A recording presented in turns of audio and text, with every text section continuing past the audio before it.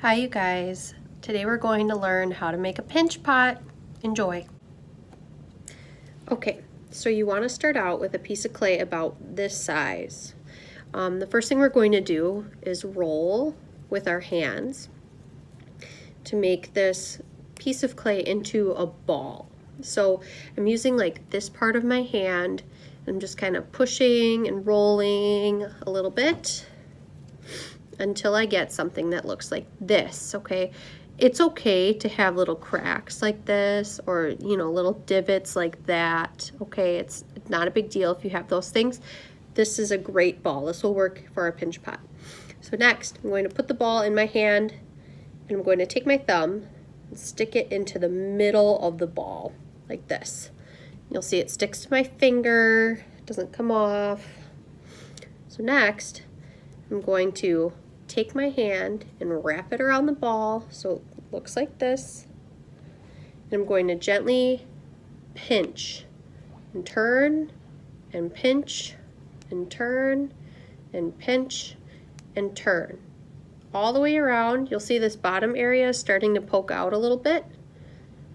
That is kind of what you want to start doing. You don't want to push too hard so that your finger goes through, but you do want to see this little bit of a change. What we're doing is we're thinning out the base of your pinch pot so it's nice and even at the very end.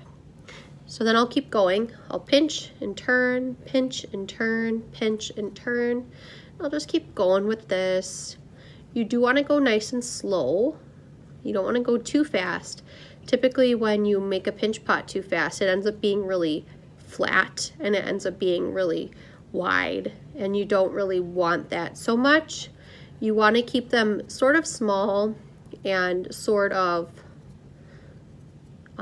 thin, because you don't want any area to be too thick. As you can see, I'm just pinching and turning, pinching and turning. I'm going to show it to you now. So this is what the inside of my pinch pot looks like right now. It's not totally done because I have this area is a little bit too thick still. So I'm going to focus on that spot. Pinch and turn until everything is how wide it needs to be.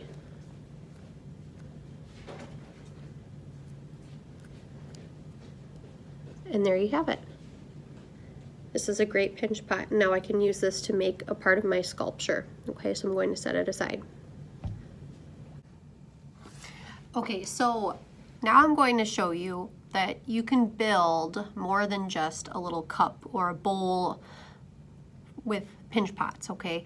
You can actually take a pinch pot, you can make two of them, so I have two here, and you can actually put them together to make more of a ball. And this is great for bodies. And one thing that this does is it makes sure that your form is hollow on the inside.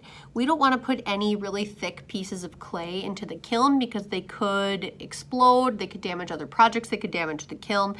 And I will send a bill home with you if you damage my kiln. It's the only one we have in the whole school. So, but here, so what I want to do, and I'll show you slipping and scoring in a different video, but I take my pinch pot and I add some slip to the rim here. Then I can set this one down. I'll grab the other one. Same thing. I want to add some slipping and scoring with the brush here. And then I can take the two of them and carefully kind of put them together and just sort of firmly kind of squeeze them. You don't have to push so hard that you ruin your work here, but you do want to make sure you get a good seam. Now I had the lips on my pinch pot were actually a good size, so I don't need to put anything else on the seam to seal it. I can actually just start using my fingers and just kind of gently sealing this closed. So I'm going all the way around. I'm pushing that seal kind of closed here because we don't want to see a seam. We want it to be kind of smooth like this. Unless for some reason your project needs to have a seam right there, I would recommend you just sort of smooth it out. Okay, so for the most part, this is all smoothed out now. I can go back and smooth it out a little bit more later. But now I have a ball, and there's air inside of here. So one thing that's really important is that we don't leave this like this. We actually do want to poke a small hole in our pinch pot. Now this is too big of a hole, okay? We can use like a sharp tool later to do that part. But if there is a shape on your pot or on your clay project that is hollow like this and all the air is sealed inside, that's another way your project might explode in the kiln. So we don't want thick clay and we don't want air trapped inside anywhere. We want there to be a way for air to escape, okay?